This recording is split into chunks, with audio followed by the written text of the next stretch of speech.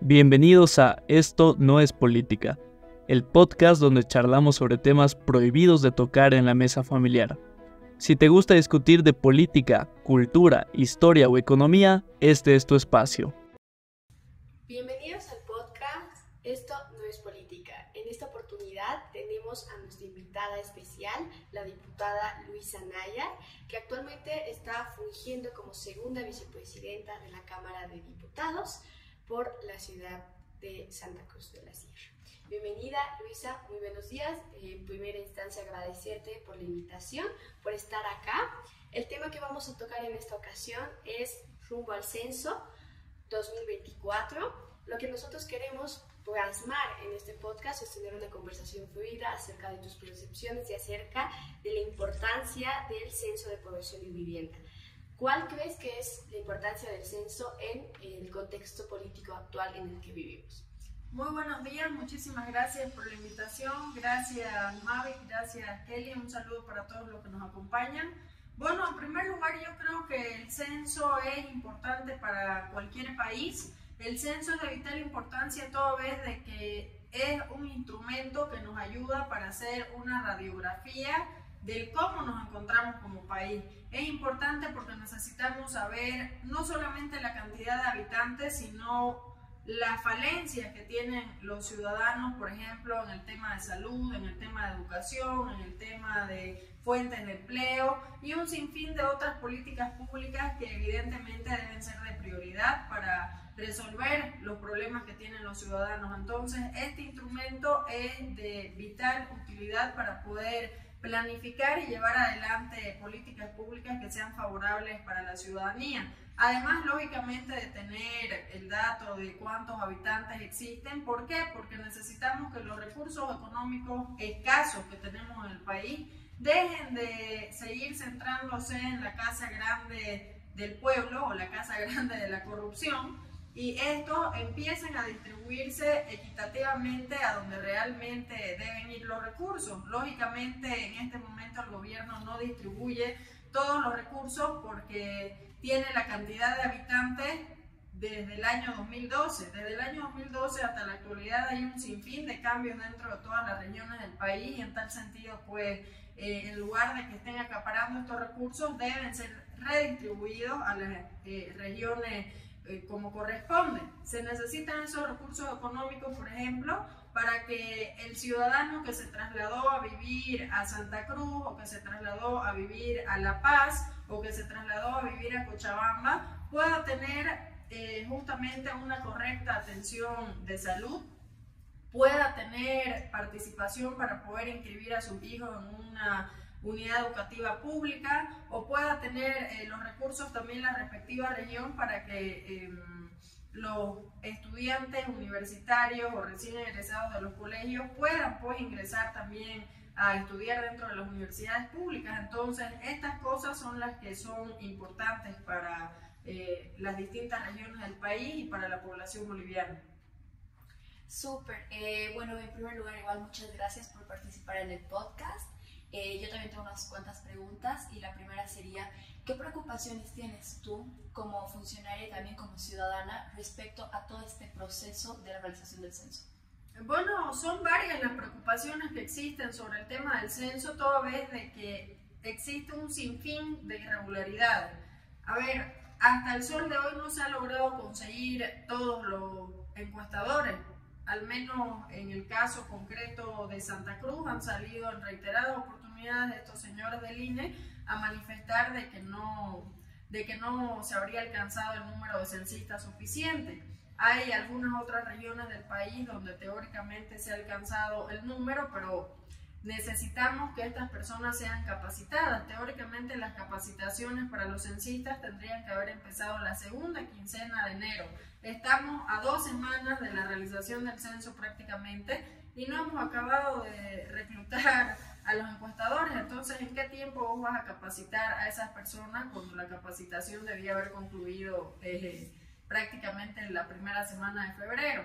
Por el otro lado, tenemos irregularidades que hemos denunciado justamente dentro de nuestro rol de fiscalización, donde en el sistema SICOE, que es el Sistema Público de Contrataciones, no se encontraba, por ejemplo, acta de entrega del material censal, no habían actas de entrega de las cajas, no habían actas de entrega de los cuestionarios, no habían actas de entrega de los manuales. Mientras tanto, en contrapartida, tenemos un director del INE que sale a decir que sí, tienen todo el material y que ya lo están distribuyendo en todo el país, pero estas irregularidades son las que justamente nos dejan con sabor a poco en torno a la credibilidad que pueda o no tener este proceso censal.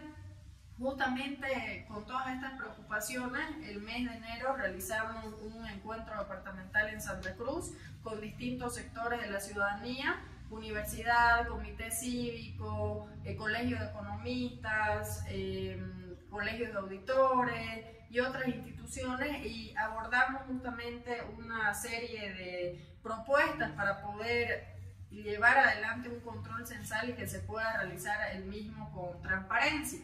Entre los puntos, por ejemplo, se resolvió conformar un equipo de trabajo multidisciplinario de profesionales expertos en materia de censo. Tenemos que en todo el país hay distintos ciudadanos que tienen conocimiento en la materia de censo y que pueden conformar estos equipos multidisciplinarios. ¿Por qué? Porque justamente no hay credibilidad en el Instituto Nacional de Estadísticas después de todas las mentiras sistemáticas que vino realizando. Yo creo que es importante que este equipo sea conformado por personas técnicas y no personas políticas, porque finalmente el tema del censo es un aspecto técnico que debe ser utilizado para la elaboración de estas políticas públicas que mencionamos con anterioridad.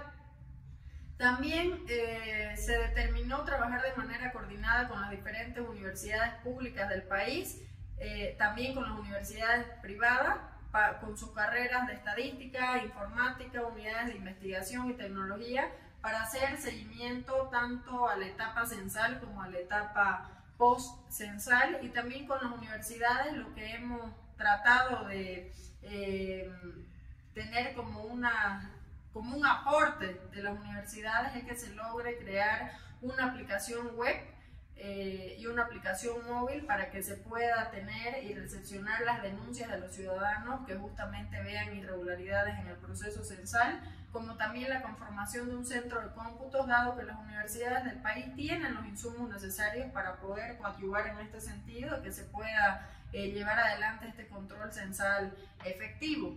También dentro de estas propuestas, por ejemplo, se determinó que los resultados preliminares del censo, en el caso de las ciudades, salgan 24 horas posteriores a la realización del levantamiento de la encuesta y 72 horas posteriores en las áreas rurales. ¿Por qué? Porque el INE pretende darnos resultados meses después de haber recogido estos datos, entonces no tiene mucho sentido que pretendan ocultar la información por casi 6 meses dentro del Instituto Nacional de Estadística, cuando el año 2012 justamente se dio esta información preliminar. Entonces mínimamente estamos demandando que esta información se pueda llevar adelante de manera oportuna y de manera transparente. Más o menos esas son algunas de las propuestas que hemos abordado por, lógicamente, las serias preocupaciones que tenemos con este proceso censal. Súper. En ese sentido, creo que es importante mencionar que el control ciudadano, desde nuestros hogares y nosotros como estudiantes, como ciudadanos de a pie, estamos llamados a ser partícipes e involucrarnos, sobre todo en el proceso de recolección de datos, no solo por la importancia que van a tener estos datos para nuestras ciudades, para nuestros departamentos y la formulación de políticas públicas luego, sino el tema de la distribución de escaños en cuanto a la representación política de cada departamento. En ese sentido, quería preguntarte cómo crees que se va a volver a configurar el mapa electoral en cuanto a la redistribución de escaños y cuál va a ser la importancia estratégica de Santa Cruz en Bolivia. Mira, sinceramente no creo que el gobierno esté interesado en que se reconfigure el mapa electoral. No tengo credibilidad en este gobierno ni con su apertura para redistribuir ni los escaños ni los recursos. Teóricamente hay una ley aprobada que establece que se debe entregar los resultados hasta el mes de agosto a efectos de que el Tribunal Supremo Electoral pueda presentar un proyecto de ley para redistribuir los escaños parlamentarios y por el otro lado también tener los resultados para poder redistribuir los recursos económicos. Sin embargo, el gobierno recién pretende darnos los resultados, teóricamente los resultados finales en agosto del 2025. Entonces estamos básicamente hablando de que estaríamos a las puertas ya de las próximas elecciones generales. En tal sentido, yo veo que el gobierno tiene una debilidad porque sabe de que correspondería redistribuir mayores recursos económicos y destinarlos a las regiones, y el gobierno pretende seguir con el centralismo, y por el otro lado sabe también que se tiene que redistribuir escaños parlamentarios, por ejemplo, a Santa Cruz. Considero también que se van a aumentar escaños en Tarija, y estos son bastiones justamente de oposición al masismo. Entonces el gobierno no creo que esté en la disposición de que esto suceda antes de las próximas elecciones. Dicho sea de paso, yo tengo un gran temor porque con todos los conflictos sociales que estamos atravesando en el país, el gobierno puede utilizar esto como un argumento para suspender o dilatar el tema del proceso censal. Con la pelea entre vismo y arcismo nos están conduciendo a la catástrofe. Hemos visto lo que ha sucedido la semana pasada, por ejemplo, en la Cámara de Diputados, que esto ha sido promovido también por las pugnas internas que tiene el masismo, no solamente entre vismo y arcismo, sino que ahora también hay una pugna y una fuerte división entre los propios arcistas, porque el expresidente de la Cámara de Diputados está buscando serrucharle el piso al actual presidente. Existen estas pugnas. Tenemos pendiente, por ejemplo, en el Senado Nacional, el tema del tratamiento de los proyectos de ley de crédito. Se tiene pendiente el tratamiento de los proyectos de ley antiprórroga para que los magistrados se vayan a sus casas. Y mientras esto no logre resolverse en un escenario dentro de la Asamblea Legislativa, el masismo en una ala o en otra ala va a buscar llevar adelante un conflicto en las calles, un conflicto social. Ya lo vivimos con los 16 días de bloqueo del masismo, y si vuelven a bloquearnos el país, van a tener la excusa para decir no podemos realizar el proceso censal. Entonces, lógicamente tenemos estas serias preocupaciones en torno a esta situación. Súper, igual, bueno, estamos hablando un poco de los motivos políticos de trasfondo, ¿no?, que involucran a todo el proceso del censo, y es evidente que más bien esta parte de los motivos políticos, los intereses que juegan detrás de lo que va a ocurrir con los datos del censo, son precisamente la razón por la cual se está obstaculizando, ¿no?, este proceso, y la problemática que ya tenemos con el censo la estamos acarreando mucho tiempo, ¿no? En ese sentido quería que nos comentes un poco qué opinión tienes tú sobre esto. ¿Crees que esta obstaculización que llevamos en el tiempo sobre el censo solo se reduce a motivos políticos, o qué otros intereses tú crees que van de trasfondo? Yo creo que son dos intereses, ¿no? Uno que es el móvil político, lógicamente por lo que acabamos de mencionar, y el otro creo que es un móvil económico porque el centralismo va a tener que distribuir mayores recursos económicos a las distintas regiones del país. El gobierno nacional está asfixiado en el tema económico porque su modelo masista es un fracaso. No han implementado políticas económicas que realmente ayuden a sostener el país. Lo único que han hecho es endeudarnos a través de aprobación de créditos, y no hay un recambio en este modelo masista fracasado, porque no han tenido el mínimo interés, por ejemplo, en la promoción del turismo, que eso podría promover bastantes recursos económicos. No han tenido la capacidad o el interés de generar una ley de inversiones. Este año, por ejemplo, es el año más bajo de inversiones extranjeras en el país. Se tiene de que hasta marzo de los anteriores años se tenía inversiones de alrededor de 1.700 millones de dólares. Este año apenas hemos alcanzado a 67 millones de dólares. Entonces es una diferencia abismal y es algo que realmente nos preocupa.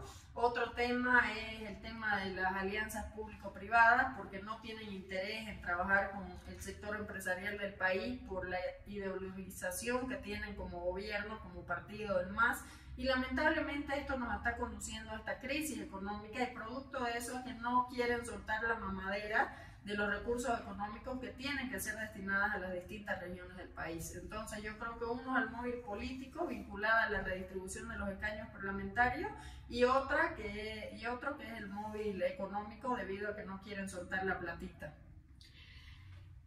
Hablando del proceso, no solo censal, sino post-censal, que va a conllevar en cuanto a la fiscalización que tú realizas como diputada, ¿cuáles van a ser las medidas, las acciones que vas a estar tomando en cuenta, no solo en Santa Cruz, sino en el proceso de monitoreo a nivel nacional?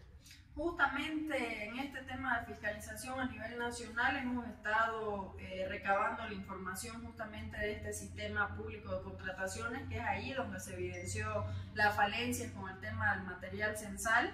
Estas propuestas que surgieron del encuentro departamental de Santa Cruz también las hicimos extensivas a las distintas regiones del país. Enviamos esta resolución, que tiene 11 propuestas, al Movimiento Cívico Nacional a través de la presidencia del Comité Cívico de Tarija, que tiene la representación de esta vocería a nivel nacional, y se ha hecho ya extensiva la propuesta a las distintas regiones del país. Ahora falta lógicamente que logre efectivizarse, y esto debe hacérselo con ayuda de toda la ciudadanía, con ayuda de las universidades públicas, con ayuda de los colegios de profesionales, etcétera, etcétera. Este es un trabajo de todo, a efectos de evitar la realización de cualquier fraude censal que se pretenda realizar desde las filas del masismo, lógicamente. Además de ello, justamente en base a esto, ya hemos realizado algunas acciones dentro de las propuestas. Por ejemplo, el tema de los resultados preliminares. Hemos enviado la solicitud respectiva al Instituto Nacional de Estadística, y justamente hace un par de días nos contestan diciendo de que no tenemos la autorización para solicitar esa acción de los datos preliminares, que la representación de la Cámara de Diputados la tiene el masismo, y que nosotros no tendríamos las facultades para poder incidir en la elaboración de una propuesta. Esto es totalmente absurdo, puesto que cualquier diputado tiene las mismas atribuciones para legislar, fiscalizar o gestionar. Entonces esto ya es una mala señal, porque demuestra de que pretende seguir llevando adelante el proceso entre cuatro paredes y seguir llevando adelante este proceso de forma oscura. Entonces eso nos preocupa. Sin embargo, nosotros estamos siguiendo lógicamente con el rol de fiscalización. Asimismo, hemos solicitado información a la Comisión Internacional, que se conformó desde el año 2021, que está compuesta por los organismos financiadores, como también por el ministro de Planificación, que parece que de planificación no conoce nada, y él mismo nos ha dicho de que tendríamos que hacer las solicitudes por un canal de las peticiones de informe. La Comisión Internacional no es una institución pública para que nosotros tengamos que solicitar la información a través de peticiones de informe. Entonces, esto denota de que el masismo solamente va a buscar obstruir y va a buscar obstaculizar toda la información que busquemos transparentar. Sin embargo, todos estos antecedentes van a ir quedando justamente para poder ya trabajar de manera conjunta y coordinada con las distintas organizaciones y sectores sociales del país.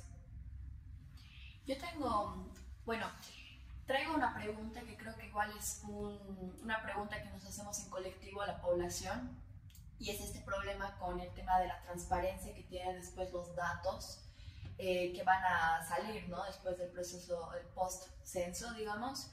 Y mi pregunta es, bueno, a todos nos preocupa esto de la transparencia. ¿Cómo evalúas tú esa transparencia? ¿Qué podrías decirnos al respecto?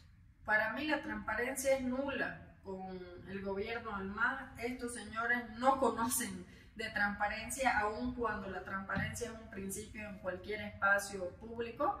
Sin embargo, justamente dentro de las propuestas que hemos planteado, es que la comisión de estos expertos pueda ser parte no solamente de la etapa censal, sino también de la etapa post-censal, para que puedan lógicamente evaluar y hacer un seguimiento oportuno al tema de la tabulación de los datos.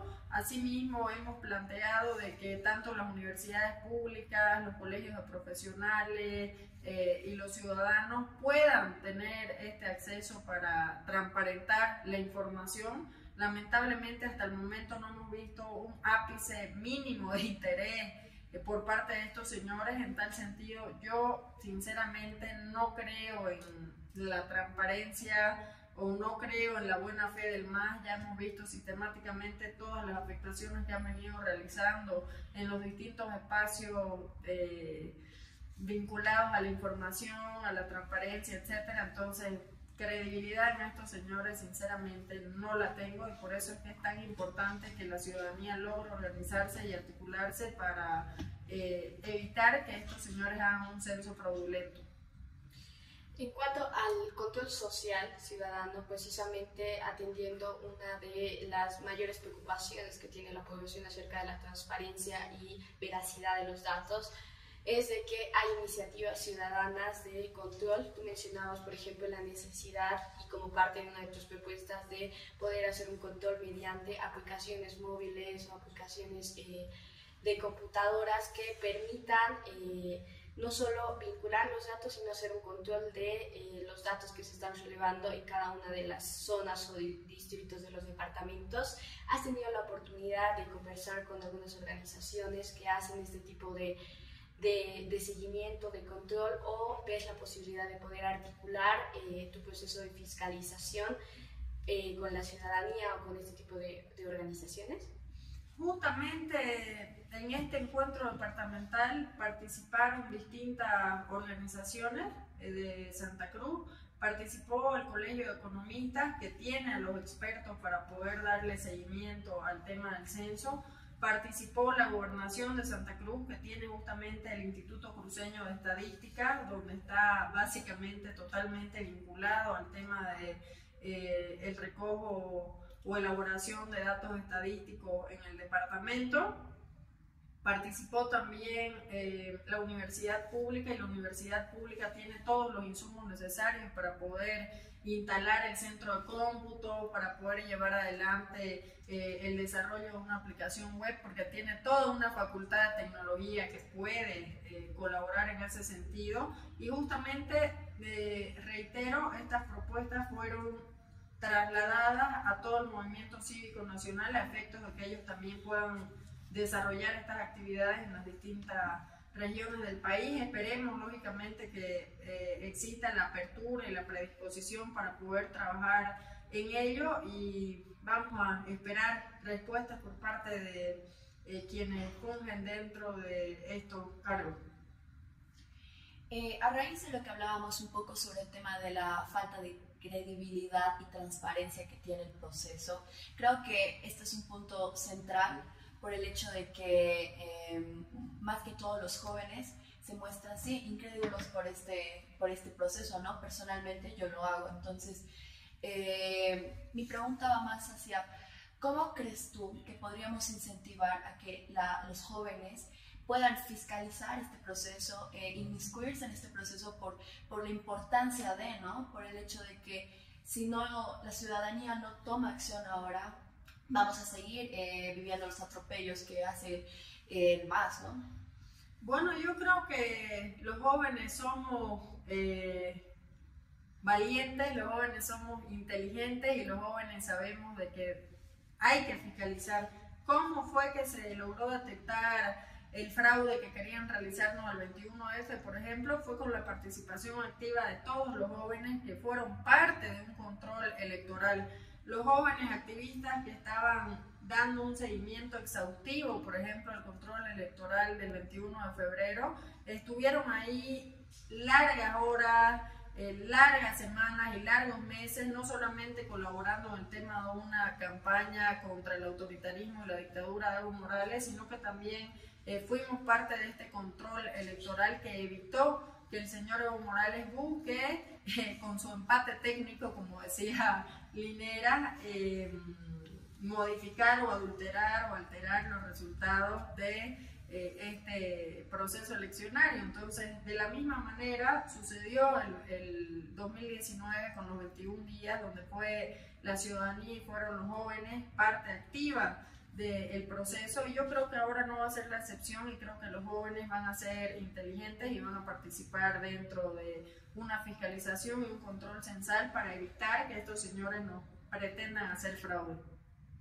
Luis, anteriormente mencionabas que el contexto político actual y las pugnas internas son un escollo muy importante para los procesos eleccionarios que se viene para Bolivia, no solo el censo, sino la realización de las elecciones judiciales, las elecciones primarias y el proceso de elecciones generales en 2025.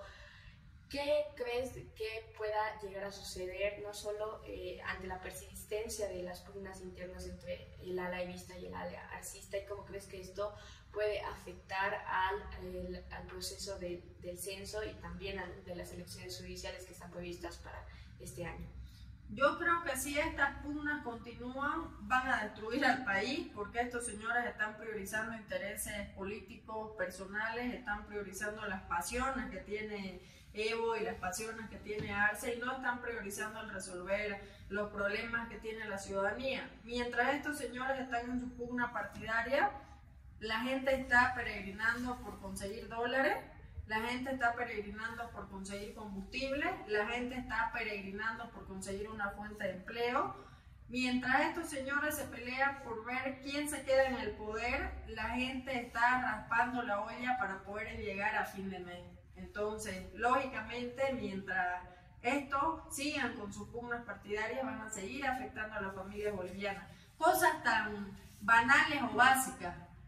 Deben haber visto que el concierto de Luis Miguel se suspendió por justamente un tema de la crisis política que vivimos en el país. Imagínense que una cosa tan banal, vamos a ponerla así, como un concierto, se suspenda por una pugna que existe entre arcismo y evismo, porque justamente las personas del equipo del cantante se toparon con el bloqueo de los 16 días de Evo Morales y necesitaban trasladar 34 camiones con todos los insumos que iban a ser utilizados en el concierto.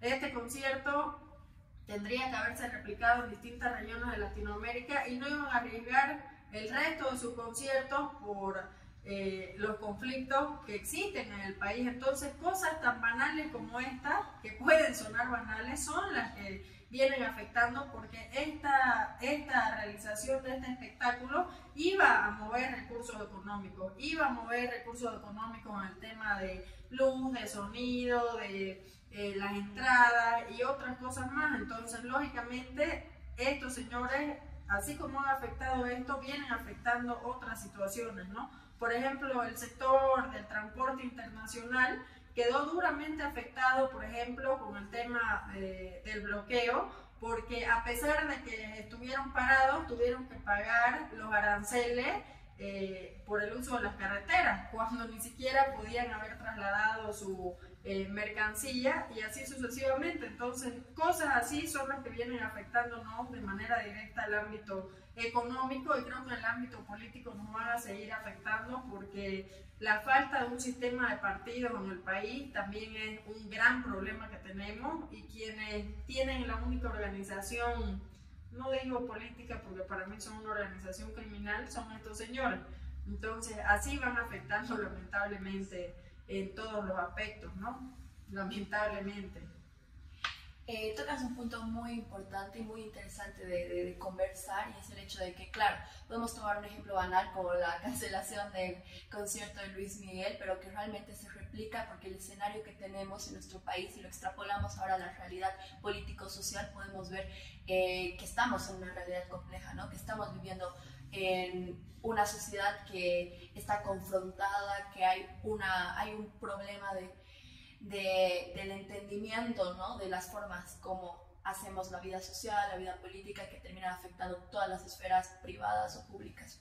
En ese sentido, entendiendo que esta complejidad del problema que tenemos como sociedad, ¿tú crees que a partir de esta realización del censo, pensando que va a ser un proceso, digamos, transparente, ¿Crees que llegaríamos a poder hacer un acuerdo nacional como sociedad después de esto para poder subsanar este problema de raíz, o qué opinas tú? Yo creo que las heridas son demasiado profundas, creo que la polarización se ha ido incrementando, creo que la tensión de un lado y del otro ha ido creciendo, y no creo sinceramente que esto logre solucionarse con solamente el tema del censo, ¿no?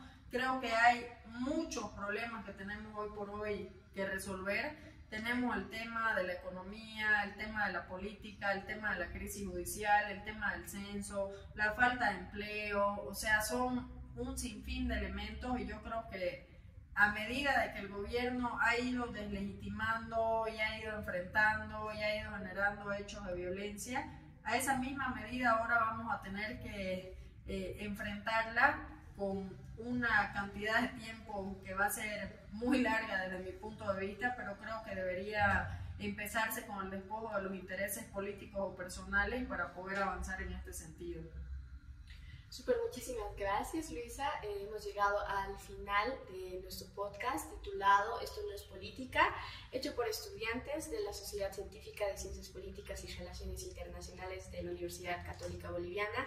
La idea de nuestro podcast es poder tener una conversación fluida con diferentes personalidades, no solo de la política boliviana, sino también de la sociedad paceña. Agradecemos tu disposición de tiempo, estamos muy contentos con la conversación y espero que todas estas personas que nos están oyendo en nuestro podcast puedan entender la importancia que es la participación y el involucramiento de nosotros los jóvenes en los procesos eleccionarios de Bolivia, sobre todo en el del censo que se viene en las próximas 2 semanas. Muchas gracias. Gracias. Gracias, chica.